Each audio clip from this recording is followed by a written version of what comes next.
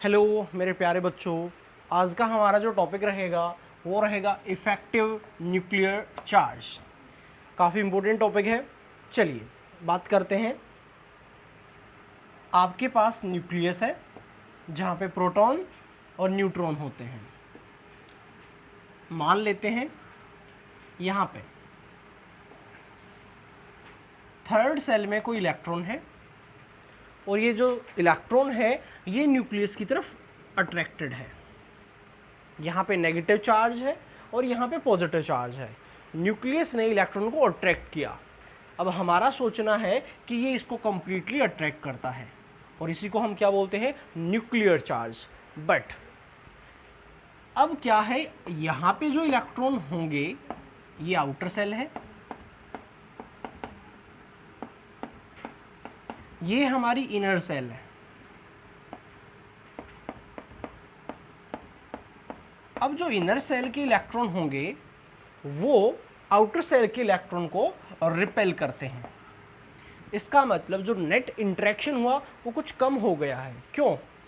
क्योंकि ये इसको कंप्लीट अट्रैक्ट नहीं कर पा रहा है, कुछ इन्होंने मिलके कैंसिल आउट कर दिया है। तो यहाँ पे अब हमें बताना है कि कितना बच गया है। मान लो पहले 10 था, मान लेते हैं इन्होंने कैंसिल आउट कर दिया 6, तो कितना बचा 4। ये हमने जस्ट एक एग्जांपल लिया है। तो जो 4 आया हमारा वो क्या है, हमारा इफेक्टिव न्यूक्लियर चार्ज। वैसे हमारा जो न्यूक्लियर चार्ज था वो क्या माना हमने, 10 माना। कैसे निकाला जाता है इफेक्टिव न्यूक्लियर चार्ज, ये मैं आपको आज क्लियर करता हूँ। बट उससे पहले आपको ये समझ आना चाहिए कि इफेक्टिव न्यूक्लियर चार्ज क्या है। तो न्यूक्लियर चार्ज में से कुछ जो इनर सेल के इलेक्ट्रॉन का रोल है वो माइनस कर देंगे, जो रिपल्शन है वो माइनस कर देंगे, जो बचेगा वो हमारा क्या होगा, इफेक्टिव न्यूक्लियर चार्ज। ओके, चलिए आगे चलते हैं।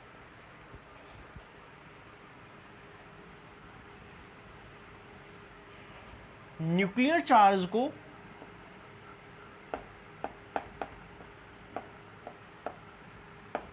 हम डिनोट करते हैं Z से। Z हमारा नंबर ऑफ प्रोटॉन्स हो सकता है या एटॉमिक नंबर हो सकता है। अब इफेक्टिव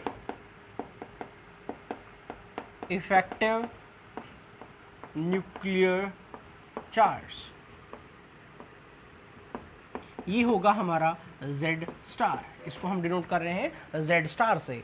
अब ये जो Z स्टार की वैल्यू है ये आएगी हमारी Z माइनस सिग्मा।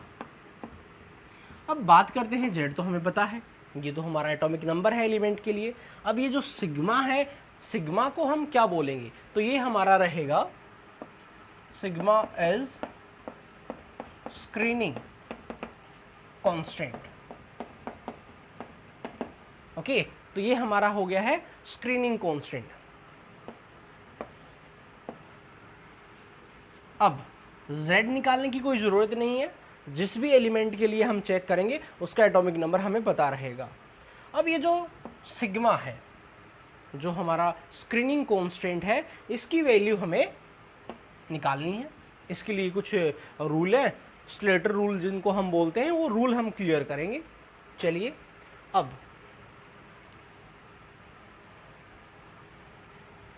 जैसे कि मैं आपको बता दूं, lithium, beryllium, boron, carbon, nitrogen, oxygen, fluorine.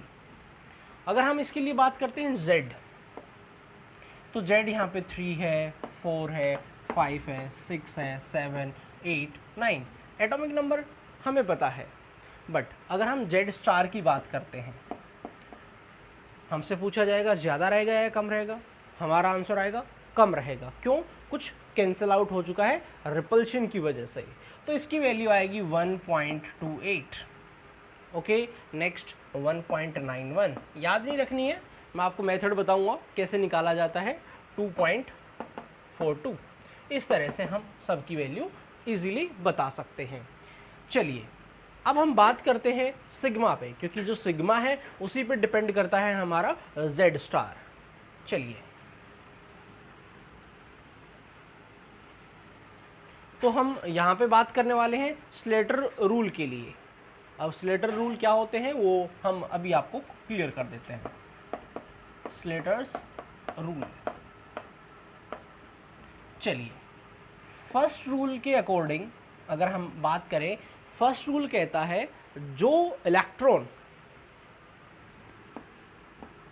Outer cell के यहाँ पे, जैसे कि मान लेते हैं ये इलेक्ट्रॉन, इसके लिए हम इफेक्टिव न्यूक्लियर चार्ज निकाल रहे हैं और कुछ इलेक्ट्रॉन बाहर हैं, तो उनका कोई रोल नहीं, वो रिपल्शन थोड़ी ना कर रहे हैं, वो तो आउटर सेल में है। तो आउटर सेल में जो इलेक्ट्रॉन होंगे उनका कोई रोल नहीं होगा। ओके, ये हमारा रूल फर्स्ट है।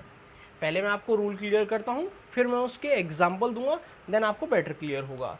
तो याद रहे, आउटर सेल के इलेक्ट्रॉन का कोई भी रोल नहीं होगा, कोई भी कंट्रीब्यूशन नहीं है, किसमें, सिग्मा में।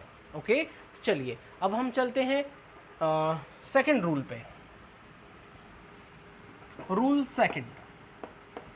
सेकंड में आपको क्या करना है, जो nth सेल होगी, nth मतलब हम जो लास्ट सेल ले रहे हैं, यहाँ पे आपके पास टोटल जितने भी इलेक्ट्रॉन हो उनमें से एक इलेक्ट्रॉन तो क्या रहेगा, टेस्ट इलेक्ट्रॉन। एक इलेक्ट्रॉन हमारा रहेगा टेस्ट इलेक्ट्रॉन। जो बाकी बच गए हैं उन सब का कंट्रीब्यूशन, क्योंकि वो भी तो रिपेल कर रहे होंगे, उन सब का कंट्रीब्यूशन रहेगा 0.35 का। ओके, याद रहे आउटर सेल में जितने भी इलेक्ट्रॉन हैं उसमें से एक कम करके बाकी का जो कंट्रीब्यूशन है वो कितने का है, 0.35 का। मल्टीप्लाई कर देंगे हम उनको, जैसे मान लो अगर 5 हैं तो एक तो हो गया टेस्ट इलेक्ट्रॉन, तो क्या करेंगे 0.35 इंटू 4। ओके, तो यहाँ से एक हम आइडिया ले रहे हैं, बाकी क्लियर तो हमें ये एग्जाम्पल में होने वाला है। चलिए, रूल थर्ड के अकॉर्डिंग n-1 में जितने भी इलेक्ट्रॉन हैं, मीन्स nth सेल से एक जो पहले वाली सेल है उसमें जितने भी इलेक्ट्रॉन होंगे उन सब को मल्टीप्लाई कर देंगे 0.85 के लिए। ओके, मान लेते हैं 10 है तो 0.85 इंटू 10। और ये जो रूल बता रहा हूँ ये S और P के लिए चल रहे हैं, D एंड F के लिए थोड़ा सा डिफरेंट है, वो भी मैं आपको बताऊंगा। चलिए, अब फोर्थ रूल n-2। अब जितने इलेक्ट्रॉन बच गए हैं n-2 या उससे नीचे जितने बच गए हैं सबका कंट्रीब्यूशन होगा 1 का। मान लो 18 इलेक्ट्रॉन है n-2 या उससे पहले, तो 1 से मल्टीप्लाई कर देंगे। ओके, चलिए अब ये रूल S और P के लिए है, तो पहले हम S और P के लिए क्लियर करते हैं, फिर D एंड F के लिए हम बात करेंगे। D एंड F में काफ़ी ईजी है, वो भी मैं आपको बता देता हूँ। यहाँ तक सेम है, सिर्फ ये चेंज है यहाँ पे, n-1 या उससे नीचे जितने भी हैं सबका कंट्रीब्यूशन 1 का रहता है, 0.85 वाला हटा दिया जाता है, बस यही डिफरेंस है। यहाँ पे जो कंट्रीब्यूशन है वो कितने का है, 1 का रहेगा। ओके, जो nth सेल में है 0.35 का, उसको छोड़ के बाकी जितने हैं सबका कंट्रीब्यूशन 1 का रहेगा। ओके, ये एग्जाम्पल से मैं आपको क्लियर करता हूँ। चलिए, सबसे पहले हम बात करेंगे लिथियम के लिए, क्योंकि रूल से हमें चीज़ें क्लियर नहीं होती हैं, तब हम उनको अप्लाई करते हैं तब हमें पता लगता है। 1s2 2s1। अब हमने देखा यहाँ पे हमारी जो nth सेल है वो क्या है, 2, मीन्स n की वैल्यू क्या है यहाँ पे 2 है। सेकंड हमारी जो सेल है वो लास्ट सेल है, कितने इलेक्ट्रॉन हैं, केवल एक ही इलेक्ट्रॉन है, और हम सिग्मा के लिए रूल पढ़ रहे हैं। ओके, सिग्मा क्या था, स्क्रीनिंग कॉन्स्टेंट, या आप कह सकते हैं सिल्डिंग कॉन्स्टेंट, जो सिल्ड करता है, रोकता है। ओके, तो यहाँ पे सिग्मा क्या आएगा, 0.35 इंटू वट, मैंने कहा था लास्ट सेल में जितने इलेक्ट्रॉन है उससे एक कम कर देना, तो यहाँ पे तो एक ही है, तो इंटू क्या हो गया 0, कोई इलेक्ट्रॉन ही नहीं बचा। चलिए, उसके बाद अब n-1 के लिए कितने का कंट्रीब्यूशन था, 0.85 का। तो n-2 मीन्स 1 में कितने इलेक्ट्रॉन हैं, 2, मीन्स 2 इंटू 0.85। ओके, सोल्व करते हैं। सिग्मा हमारा यहाँ पे ये क्या आ गया है, 0 आ गया है, और अगर हम इसको यहाँ पे सोल्व करते हैं 2 5 10 हो गया है, और यहाँ पे हमारा ये आ गया है 1.7, क्योंकि हम अगर मल्टीप्लाई करेंगे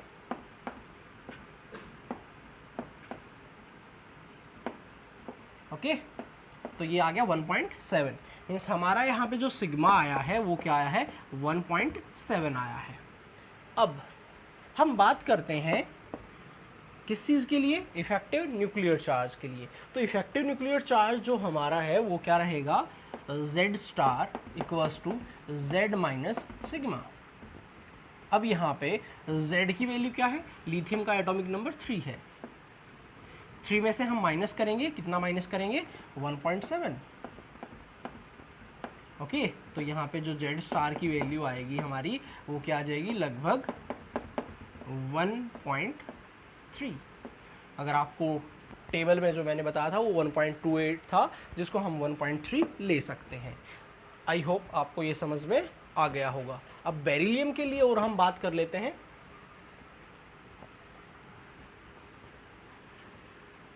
चलिए बेरिलियम की बात करते हैं। बेरिलियम का नंबर है 4। यहाँ पे रहेगा 1s2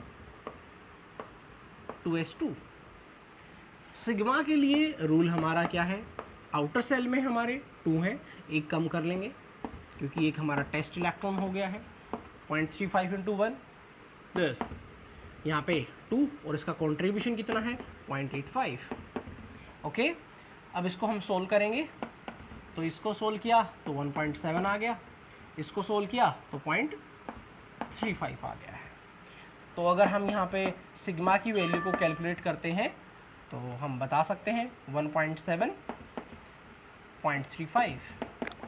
तो यहाँ पे हमारी जो वैल्यू आई है वो क्या आ गई है, 2.05। ओके, देन यहाँ पे हमारा जो Z स्टार जो आएगा वो क्या आएगा, बेरिलियम के लिए 4 है, माइनस 2.05। सॉल्व कर देंगे हम। लगभग हमारी जो वैल्यू थी वो 1.9 के आसपास हमने लिखी थी, तो यहाँ से अगर आप देखेंगे तो आपकी वही वैल्यू आपको मिल जाएगी। तो जैसे जैसे आप पीरियड में आगे चलेंगे आपका इफेक्टिव न्यूक्लियर चार्ज क्या होगा, इंक्रीज होगा। और अगर इफेक्टिव न्यूक्लियर चार्ज इंक्रीज होगा तो अट्रैक्शन की पावर बढ़ेगी, अट्रैक्शन की पावर बढ़ेगी तो साइज डिक्रीज होगा। तो अलोंग द पीरियड चलने से एटॉमिक साइज डिक्रीज होता है। 10th तक केवल आपने ये पढ़ा था, due to effective nuclear charge size decrease होता है अलोंग द पीरियड, बट यहाँ पे हमने वो क्लियर भी कर लिया है। अब आप ये सभी चीज़ें बता सकते हैं। और S और P के लिए हम ग्रुप बनाएंगे, जैसे 2s2p आया तो 2s2p एक ग्रुप है हमारा, ओके, वो nth सेल है। अब आप किसी के लिए भी आप सॉल्व कर सकते हैं, जो भी आपको लेना हो आप उसके लिए ले सकते हैं। जैसे मैं आपको बता दूं फ्लोरीन के लिए 1s2 2s2 2p 5, याद रहे फ्लोरीन का नंबर क्या है, 9, तो 5 और 4 9। अब यहाँ पे सिग्मा क्या रहेगा, 0.35 इंटू यहाँ पे इलेक्ट्रॉन कितने हैं, 4, क्योंकि एक इलेक्ट्रॉन टेस्ट इलेक्ट्रॉन है। और अब हम बात करते हैं, चलिए S और P के लिए अगर बात की जाए तो हमारा यहाँ पे सेम है, सॉरी यहाँ पे अब S और P का ग्रुप बनता है। तो टोटल इलेक्ट्रॉन कितने हैं हमारे यहाँ पे, 7। ओके, अब ये भी n है, ये भी n है, क्योंकि n यहाँ पे 2 है। तो 0.35 जो है उसके अंदर कंट्रीब्यूशन कितना हुआ, यहाँ पे 4, यहाँ पे 2, 6 हुआ। ओके, तो S और P दोनों के लेने हैं। प्लस अब n-1 यहाँ पे जो आपका है वो है 2 ही इलेक्ट्रॉन है, 2 × 0.85। आप इसको सोल्व कर सकते हैं, जो वैल्यू आएगी आप उसको माइनस करके आंसर बता सकते हैं। याद रखना S और P का आपका यहाँ पे ग्रुप बन रहा है। चलिए, तो मेरे हिसाब से आप ये सोल्व कर पाएंगे और इफेक्टिव न्यूक्लियर चार्ज बता पाएंगे। अब हम बात कर लेते हैं D के लिए। D के लिए हमने अब तक बात नहीं की है, ये S और P के लिए था। तो D और F के लिए मैंने आपको बताया हम क्या करेंगे, D और F में केवल और केवल N जो है उसमें 0.35 का रोल है, उसके अलावा जितने भी इनर सेल के इलेक्ट्रॉन है सबका जो रोल रहेगा वो कितने का रहेगा, 1 का। चलिए स्टार्ट करते हैं। जिंक के लिए जिंक ले लेते हैं, जिसमें दोनों ये हो जाएंगे हमारे। नंबर हमारा 30 है, 1s2 2s2 2p6, complete electronic configuration लिखेंगे 3s2 3p6। अब यहाँ पे है 3d10 4s2। आपने सेकंड चैप्टर में सीखा होगा कि पहले हम s में इलेक्ट्रॉन देंगे, बाद में हम d में देंगे, बट लिखेंगे ऐसे ही हम 3d पहले आएगा 4s बाद में आएगा। ऐसा नहीं है कि 4s पहले आएगा। इलेक्ट्रॉन की फिलिंग के टाइम पे 4s को पहले इलेक्ट्रॉन दिए जाते हैं और 3d को बाद में दिए जाते हैं। चलिए, जिन बच्चों को नहीं पता है तो सेकंड चैप्टर में इस चीज़ को क्लियर किया जाता है। तो यहाँ पे 30 हो गए हैं, 2 4 10 12 18 28 30। चलिए, अब हम बात करते हैं, ये हमारी इलेक्ट्रॉनिक कॉन्फ़िगरेशन है सिग्मा। पहले हम यहाँ पे जो सिग्मा देख रहे हैं वो हम s के लिए बात कर लेते हैं। तो यहाँ पे जो s में इलेक्ट्रॉन है वो कितने हैं, 2। एक टेस्ट इलेक्ट्रॉन हो गया, तो 0.35 इंटू 1। अब n-1, ये तो हो गया n और ये हो गया n-1, क्योंकि ये भी थर्ड, ये भी थर्ड, ये भी थर्ड। तो टोटल इलेक्ट्रॉन 2 6 8 10 18, 0.85 इंटू 18। और अब उससे पीछे जितने बच गए हैं सबको 1 से मल्टीप्लाई कर देंगे। तो यहाँ पे कितने हैं, 2 4 6 10, मीन्स 1 इंटू 10। ओके, तो लास्ट सेल को 0.35 से, n-1 को 0.85 से, और उसके अलावा जितने बच गए हैं उन सबको 1 से। ठीक है, तो यहाँ पे अगर आप इसको सोल्व करेंगे तो ये आपका लगभग आने वाला है 25.65। ओके, अगर आप इसको सोल्व करेंगे तो आपका ये आंसर आने वाला है। अब हम बात करते हैं, ये तो s के लिए हो गया। अब हम d के लिए सिग्मा निकाल रहे हैं। अब ये तो उसके लिए आउटर हो गया, ये रूल भी हमें क्लियर हो गया कि आउटर को हम कंसिडर नहीं करेंगे। अब हम बात करते हैं 3D। 3D में यहाँ पे कितने हैं, 10 हैं, तो हम कितने लेंगे, 9। मैंने कहा S और P का ग्रुप बनता है, D का ग्रुप नहीं बनता है, तो हम कितने लेंगे, 9 इंटू 0.35। ओके, केवल हम D लेंगे, ये N कंप्लीट नहीं लेंगे, D की बात करेंगे। अब इसके बाद नेक्स्ट जितने इलेक्ट्रॉन बच गए हैं, कितने बच गए हैं वो हमें देखना है। यहाँ तक हमारे कितने हैं, 10, और ये हमारे 8 18। तो क्या कर दें, 18 इंटू क्या कर दें, 1, क्योंकि बाकी जितने इलेक्ट्रॉन बच गए सबका कंट्रीब्यूशन कितने का है, 1 का है। तो हम इसको सोल्व कर लेंगे। यहाँ पे ये हो गया हमारा D के लिए, जिसको सोल्व करने से लगभग आपकी वैल्यू जो आएगी वो आएगी 21.15। आप इसको सोल्व कर सकते हैं। और अगर आपको Z स्टार बताना है तो क्या करेंगे, इसके लिए 30 माइनस 25.65, क्योंकि डिफरेंट इलेक्ट्रॉन के लिए निकाला जा सकता है इफेक्टिव न्यूक्लियर चार्ज। ये नहीं कि सर ये आपने S का निकाल दिया, ये D का। आप किसी भी इलेक्ट्रॉन के लिए देख सकते हैं, अंदर वाले के लिए भी देख सकते हैं। जैसे कि मान लो 4 सेल हैं तो सेकंड वाली के लिए भी देख सकते हैं, थर्ड वाली के लिए भी देख सकते हैं, आप किसी के लिए भी न्यूक्लियर चार्ज देख सकते हैं। यहाँ पे ये हो गया हमारा S के लिए। और अगर D के लिए निकालना है तो क्या हो जाएगा, Z star equals to what 30 minus 21.15। यहाँ से आप इजीली इसको सोल्व कर सकते हैं। आई होप आपको ये इफेक्टिव न्यूक्लियर चार्ज का टॉपिक अच्छे से समझ में आ गया होगा। इसकी एप्लीकेशन क्या है, जैसे आप साइज़ बता सकते हैं, इलेक्ट्रॉन का इंटरेक्शन बता सकते हैं, तो काफ़ी सारी एप्लीकेशन है। जैसे जैसे अब हम टॉपिक कवर करेंगे तो वहाँ पे इफेक्टिव न्यूक्लियर चार्ज को हम बार बार यूज़ करते रहेंगे। जैसे आयोनाइजेशन एंथैल्पी में हम यूज़ करेंगे, इलेक्ट्रॉन को निकालते हैं तब न्यूक्लियर चार्ज जो है, इफेक्टिव न्यूक्लियर चार्ज है, ज़्यादा होना चाहिए, कम होना चाहिए। तो इस टॉपिक की काफ़ी सारी एप्लीकेशन है, वो हम यूज़ करेंगे अभी। Okay, thank you.